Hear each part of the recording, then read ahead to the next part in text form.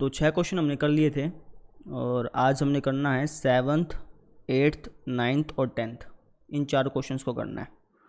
तो copy pen निकाल लो, start करते हैं। फिर 7th क्वेश्चन देखते हैं पहले। अरे 7th, 8th, 9th ये तीनों सेम क्वेश्चन है, तो 7वां क्वेश्चन है ना, बिल्कुल आराम से अच्छी तरह समझना, बाकी आप अपने आप कर लोगे। ठीक है, तो देखो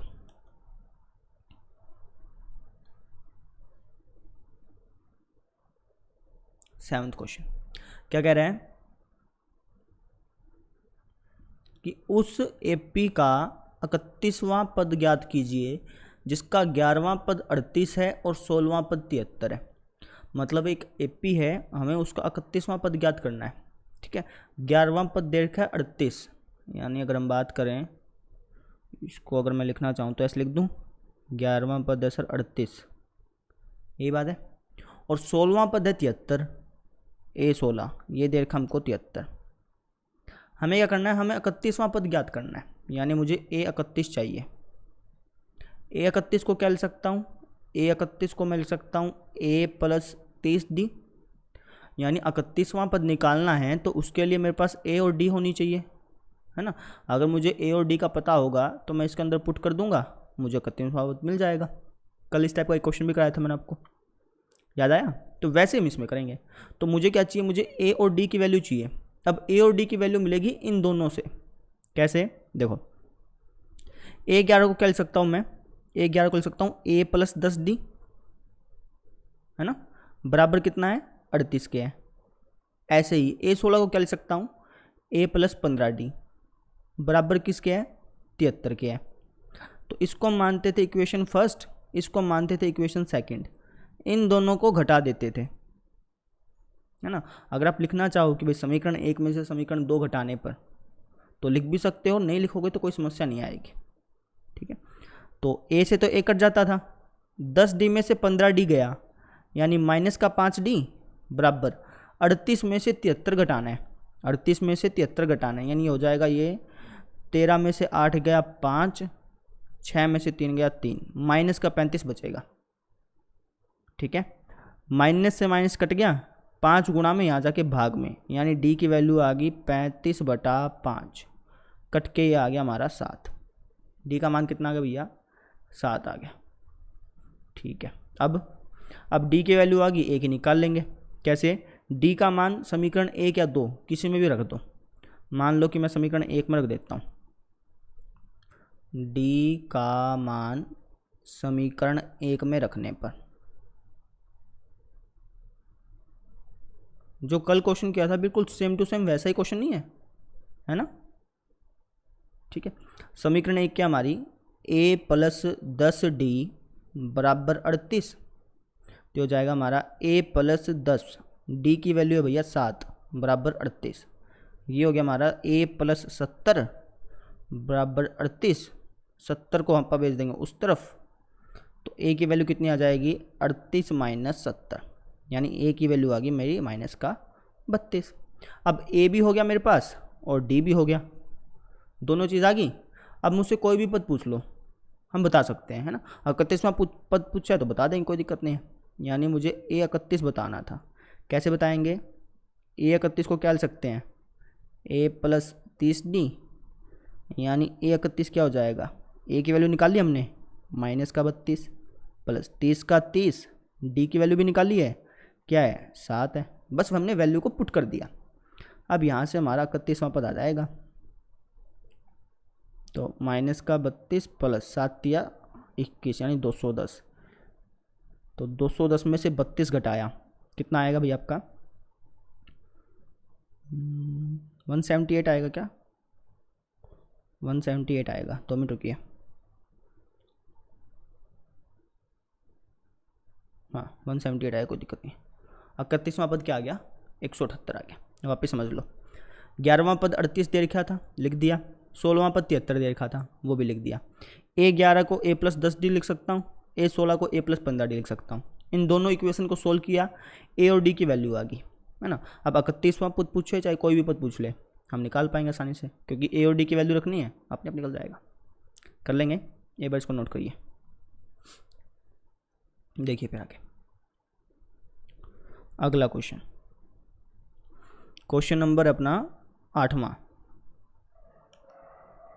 ठीक है, ये भी बिल्कुल सेम क्वेश्चन है, बस थोड़ा सा इसने घुमा के दिया है, इसको पढ़ना है, इसको पहले खुद पढ़ो।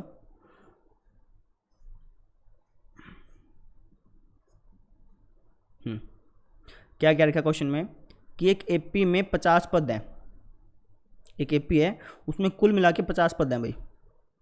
ठीक है, तीसरा पद है 12, यानी A3 12 है। ठीक, अंतिम पद है 106। अब इसका मतलब समझो यार, टोटल में मिला के उसके अंदर 50 ही पद हैं, टोटल मिला के 50 टर्म है उसकी। इसने कहा कि जो आखिरी वाली टर्म है वो 106 है। आखिरी वाली टर्म मतलब 50वीं, सिंपल सी बात है ना। कुल मिला के 50 पद हैं, आखिरी पद 106 है, मतलब 50वां पद 106 हुआ ना। तो आप सिंपल लिखोगे A50 बराबर दे रखा है 106। बस इसने इसको है ना थोड़ा सा घुमा के दे दिया। ठीक है, बाकी क्वेश्चन बिल्कुल सेम है।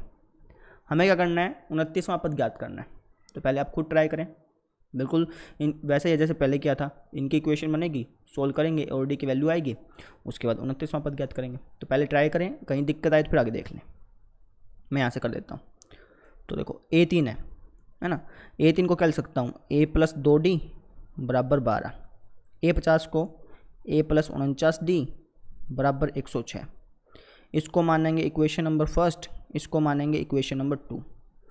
माइनस माइनस माइनस कट गया, 2 में से 49 गया, माइनस का 47 बच गया। 12 में से 106 गया। अब कई ऐसे समझते हैं यार 12 में से 106 कैसे घट सकता है, घट सकता है तभी तो माइनस का आ रहा है ना, समझ रहे हो। तो ये आपका हो जाएगा कितना, माइनस का 94। 6 में से 2 गया 4, 10 में से 1 गया 9, माइनस का निशान लगाना पड़ा। माइनस माइनस कट गया, 47 गुना में आ जाके भाग में, यानी डी की वैल्यू आ गई 94/47। 47 दूनी 94 होता है, यानी डी की वैल्यू कितनी आ गई, 2 आ गई। बात समझ में आ गई आपकी, बिल्कुल सेम जैसा पहले था। अब डी का मान हम क्या करेंगे, समीकरण 1 में रख दो या फिर 2 में रख दो, अपनी मर्जी है।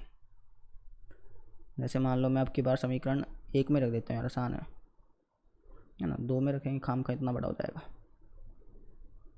समीकरण 1 क्या है, A+2D बराबर 12, यानी A+2 × 2 बराबर 12, A+4 बराबर 12। ए की वैल्यू कितनी आ गई भैया, 4 वहाँ जाके माइनस का, यानी ए की वैल्यू 8 आ गई, डी की वैल्यू आ गई अपनी 2। ए और डी की वैल्यू निकल गई। हमें कौन सा करना है, 29वां पद ज्ञात करना है, कर देते हैं। तो यहाँ कर रहा हूँ मैं, 29वां पद पूछा है इसने।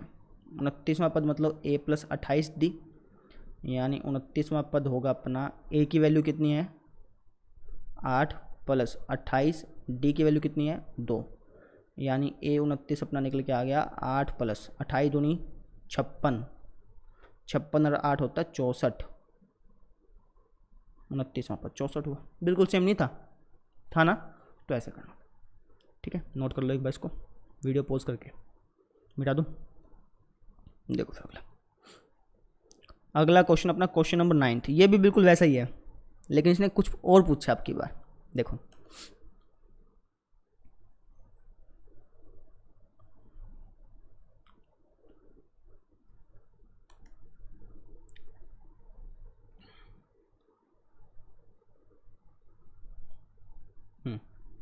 क्या क्या रखा है कि यदि किसी एपी के तीसरे और 9वें पद क्रमशः 4 और -8 हैं, मतलब तीसरा पद तो 4 है और 9वां पद जो है ना वो है -8। ठीक है, A3 4 हो गया, A9 -8 हो गया। तो इसका कौन सा पद शून्य होगा, कौन सा पद शून्य होगा मतलब, यानी ऐसा कौन सा पद है जिसकी वैल्यू 0 होगी, ऐसा कौन सा पद है जिसकी वैल्यू 0 होगी, ऐसा कौन सा पद, यानी ऐसा कौन सा पद है जिसकी वैल्यू 0 होगी। आपको वैल्यू 0 दे रखी है, वैल्यू क्या दे रखी है 0 दे रखी है, मतलब AN जो है ना वो 0 दे रखा है ना। हमें उस पद की पोजीशन बतानी है, यानी हमें N का पता करना है। नहीं समझे, आप क्या करेंगे यार, ये दोनों है ना, इन दोनों का आप सोल्व करेंगे। सोल्व करने के बाद A और D निकलेगा, निकल गया, A और D निकल गया मान लो, है ना।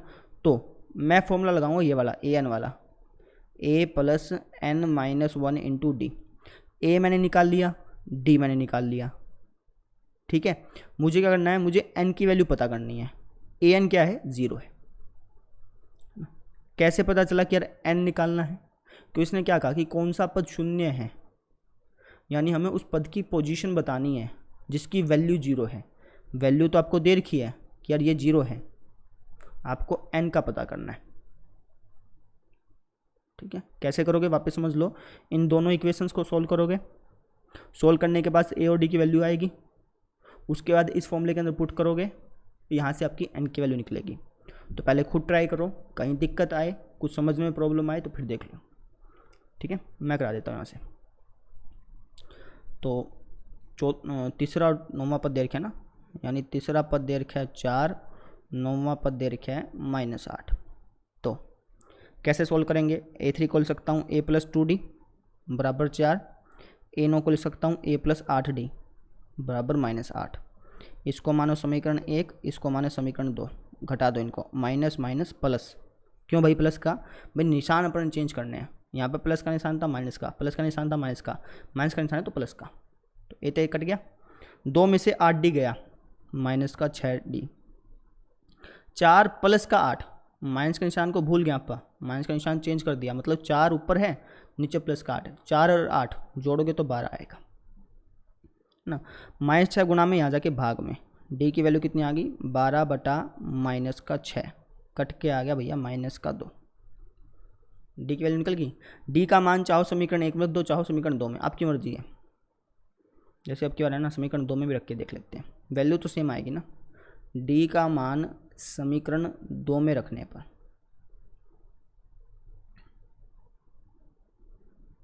किसी में भी रख लो, चाहे 1 में रख लो, 2 में रख लो, वैल्यू आनी सेम है। ठीक है, जैसे 2 में रखते हैं, a + 8d बराबर -8 है, a + 8 × -2 बराबर -8, a प्लस माइनस माइनस 16 हो गया, 8 दूनी बराबर -8, -16 को इस तरफ ले जाते हैं भाई, a की वैल्यू क्या आएगी, -8 प्लस का 16, यानी a की वैल्यू कहेगी भैया 8। 16 में से 8 गया, 8 आएगा ना, इस तरीके से। तो a की वैल्यू पता चल गई।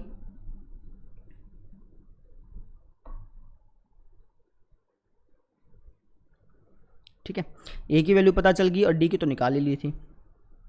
ठीक, अब मुझे क्या कहा कि भैया मुझे जो है उसकी पोजीशन बतानी है, यानी n की वैल्यू बतानी है। तो अब की बार फॉर्मूला लगेगा an वाला, a + n-1d, प्रश्न में लिखा हो ना साफ साफ। ऐसा कौन सा पद, इसका कौन सा पद शून्य होगा, मतलब मुझे उस पद की पोजीशन ज्ञात करनी है, मुझे उस पद का स्थान ज्ञात करना है कि भाई वो कहाँ पर होगा, इसकी वैल्यू जो है वो 0 हो। ऐसा कौन सा पद है, ऐसा कौन सा पद है जिसकी वैल्यू 0 हो। वैल्यू मतलब an आपको 0 दे रखा है, वैल्यू 0 दे रखी है, आपने पोजीशन पता करनी है, n पता करना है। an का मतलब वैल्यू बताया था। ठीक है, a की वैल्यू क्या आई थी अपनी, 8 आई थी, प्लस n पोजीशन तो पता ही करनी है, d की वैल्यू क्या है, -2 है, प्लस का 8 इस तरफ जाएगा, माइनस का 8 हो जाएगा, 0 माइनस का 8 बराबर n-1 × -2। तो ये हो गया अपना -8 बराबर n-1 × -2। -2 गुणा में है ना, ब्रैकेट लगे मतलब गुणा में है, इस तरफ जाएगा भाग में, -8 -2 बराबर आएगा भैया n-1, माइनस माइनस कट गया, 2 चौका 8, यानी 4 बराबर हो गया n-1, 4 + 1 बराबर हो गया n, यानी वो 5वां पद है।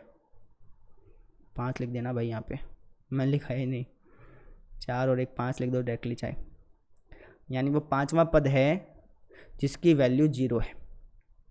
ठीक है ना, ऐसे ऐसे चलता जा रहा है, तो 5वें पद पे वैल्यू 0 आएगी। कर लोगे, ये 2 इक्वेशन थी, सोल्व किया, a और d निकाला, निकलने के बाद इस फॉर्मूले के अंदर पुट कर दिया, यहाँ से n की वैल्यू आ गई, यही चाहिए था।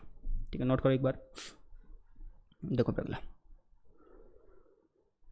प्रश्न नंबर 10वां, ये और कर लेते हैं, बाकी प्रश्न बाद में कर लेंगे। ठीक है,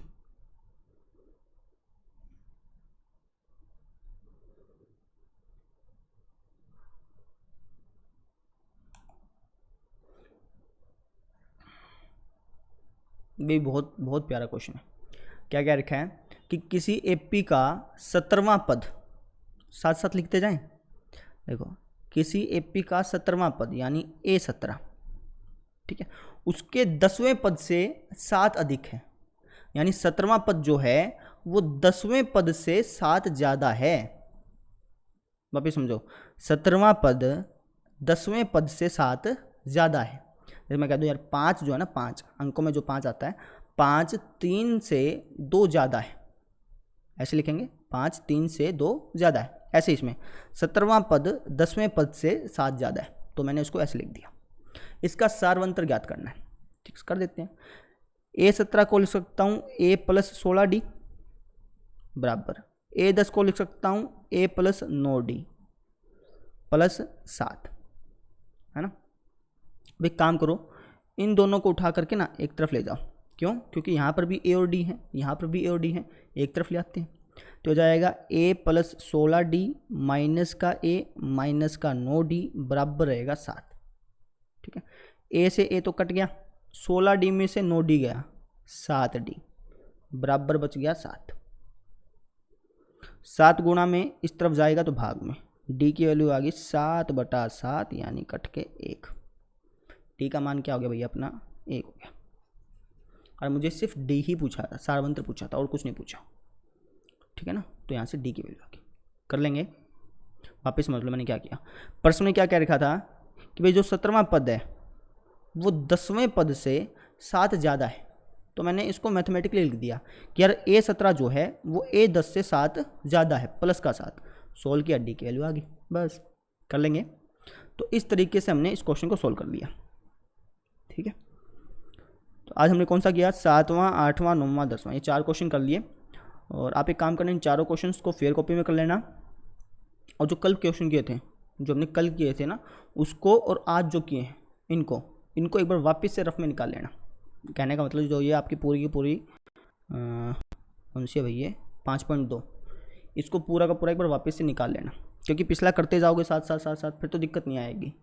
अगर आप फिर लास्ट में जाके चकोगे कि भाई पीछे क्या देखा था, पीछे क्या करा था, फिर समस्या आएगी, फिर आप भूल जाओगे, है ना। तो लगातार आप बार बार जो है रिवाइज करते रहा करें। रिवाइज करने का मतलब है कि कॉपी पेन लेके क्वेश्चन निकालते रहें, ठीक है। अच्छा कितने क्वेश्चन रह गए देख लो, 2 मिनट।